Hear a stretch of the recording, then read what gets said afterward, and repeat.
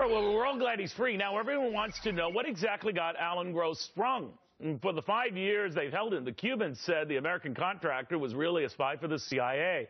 The president says not so, but here's what is so. Alan Gross, home, and our nation's policy with Cuba completely changed. You hear Tracy tell it because we completely caved. He said it's a bad deal. Why? I mean, JFK's probably rolling over in his grave. This is a very Democratic party than it was back when he was a president, right?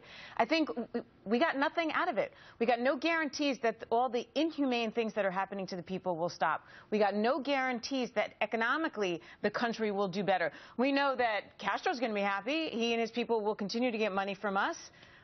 We can smoke some cigars. They could get a lot of money. They could get a lot of money from us. Well, what do we get in return? Nothing. Hadley, what do you think? While I understand the reasons that some Americans wouldn't want us to associate with Cuba at all, specifically the Cuban government that's responsible for human rights abuses and state sponsorship of terrorist activity, I also think that I have to agree with the president that over the last 50 years, our policy in this relationship has not produced the results that we want to see. So we have to change direction somehow. Yeah, and he made the comment about we ultimately normalized relations with Vietnam, and against that country, of course, we had far more severe consequences and human lives lost.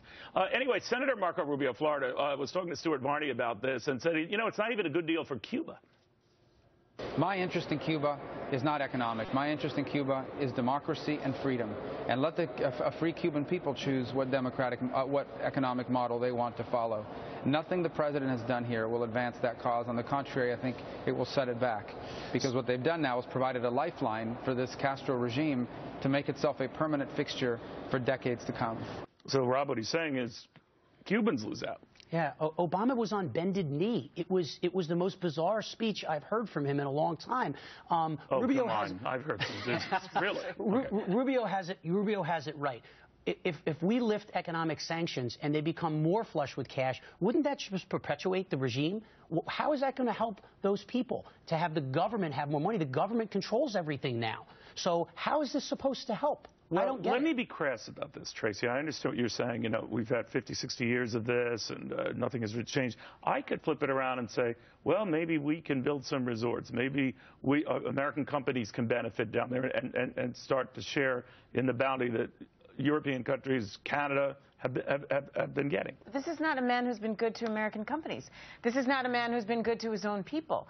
He has no interest in trickle-down economics. He's going to keep it and build his own little palace bigger and bigger and keep making better cigars. So you don't buy, Ashley, the argument that a little American cash goes a long way, and once down there, Hadley, I apologize, they're going to all of a sudden start saying, you know, there's got to be a better system than ours, and the Americans seem to be pointing to it. Exactly. We want the Cuban people to see that free trade can bring prosperity while capitalism only brings destitution. And we don't want the Cuban government to continue to make a scapegoat out of our embargo as an excuse for their failures. We're making it sound like it's their choice. The Cubans don't have this choice. They haven't had this choice for the longest time. They've been beaten down. But what's happened over the last 50, 60 years? Like nothing. Right. Well, right. But from a pure business perspective, we're losing close to $1.2 billion in potential revenue for the United States having trade with it. I'm not saying it overrides the political reasons. But you're saying that that would then eventually benefit the Cubans? I think it eventually, if we use the right diplomatic tools to get what we want out of the situation with Cuba, but I don't think that's what Obama was saying in his speech. They import food from us because they don't have the economy to make it themselves. I mean, they're helpless practically on so many levels. Well, no, there is that. But, you know, Hadley, I'll end with you. Rob raised a very good point. I mean, the president says a lot of incredible things, and this is certainly in the top 5. But it does follow recent trends since the midterms. I'm just going to, by decree, make some, you know, pretty bold steps that would normally involve, you know, chatting with Congress or at least running it by them. And this is the latest example where that is not going to be his modus operandi. Well, he took some steps today, and he called for certain changes, but he will have to consult Congress if he wants to change the economic sanctions. But he did use the Pope as a buffer, right? Because he talked to the Pope, and then he can go back to, I talked to the Pope. No, but Neil, what he did, too, was he actually said that this was a humanitarian release of Mr. Gross. It wasn't a humanitarian release. We traded some people for him. There was nothing humanitarian like a baseball trade, right? Yeah. All right, guys, thank you very, very much. In the meantime, the president quick to bless